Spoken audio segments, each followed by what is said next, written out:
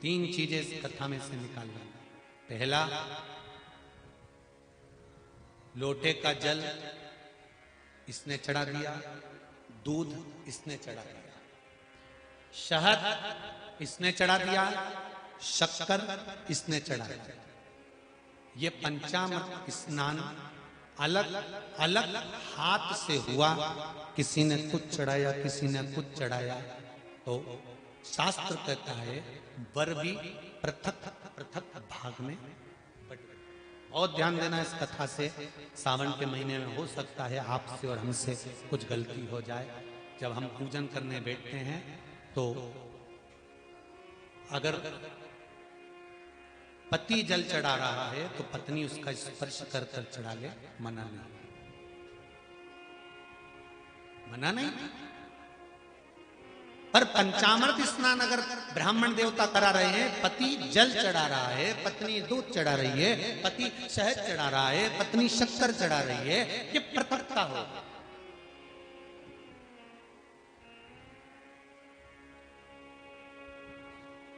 या तो दोनों को जल चढ़ाना, दोनों को दूध चढ़ाना, दोनों को शक्कर चढ़ाना, दोनों को।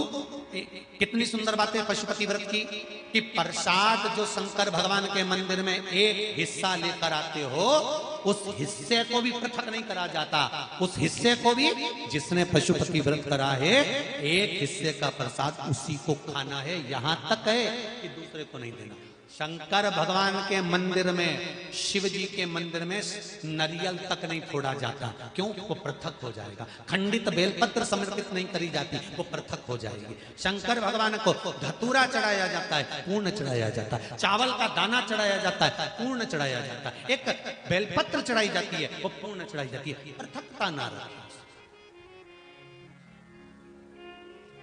अगर बल्ली देवी और देवसेना दोनों अगर जल चढ़ा रही थी तो दोनों हाथ में जल के पात्र होते और दोनों चढ़ाती। पर एक जल ये चढ़ा रही थी तो एक जल का पात्र ये चढ़ा रही थी। उसने कहा कांवड़ की यात्रा है, एक डंडे में एक लोटा बांध, एक तुम लेकर चलो, एक हम लेकर चले। नहीं नहीं नहीं, जल ले जाओ, मंदिर तक भी ले जाओ, पर चढ़ाते समय अगर तुम चढ़ा रही हो तो जल के दोनों पात्र तुम्हारे हाथ में होना चाहिए, दूसरा नहीं।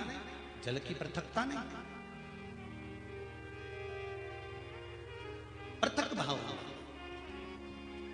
फिर ध्यान दो दूसरी बात, शंकर भगवान के मंदिर में जाओ, शिव की स्तुति में जाओ, पति और पत्नी दोनों विचार कर कर जाए।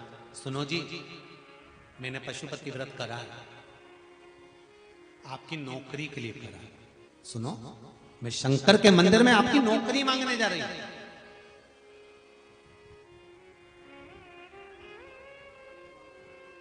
मैं नौकरी मांगने जा रही हूं। अब शिव मंदिर में आप गए, व्रत करा था, पति को भी साथ ले गए, दोनों ने प्रणाम करा। शंकर भगवान प्रसन्न हो गए।